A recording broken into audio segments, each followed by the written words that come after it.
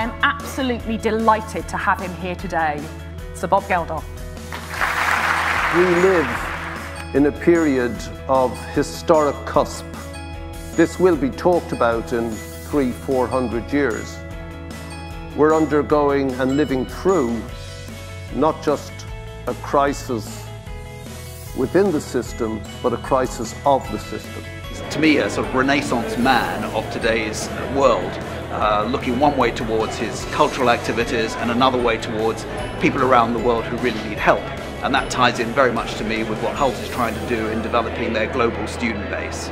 We organised anti-apartheid in South Dublin in 2013. I personally think that I'm responsible for springing Mandela. The great man has failed to acknowledge this so far. Hult is known to be an innovative, entrepreneurial, thinking out of the box school, and Sir Bob is obviously all those things as well. So we have a rock star university and a rock star entrepreneur brought together. This is just perfect.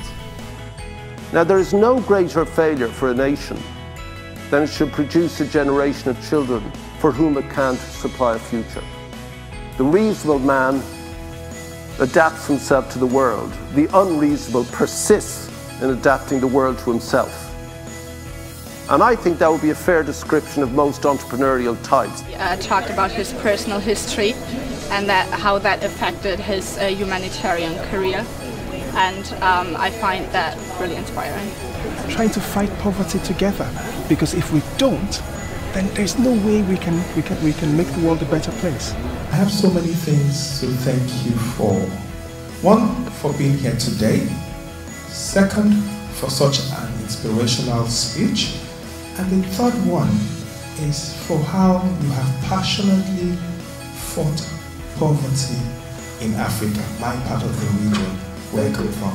This world is up for grabs. It's a fascinating time.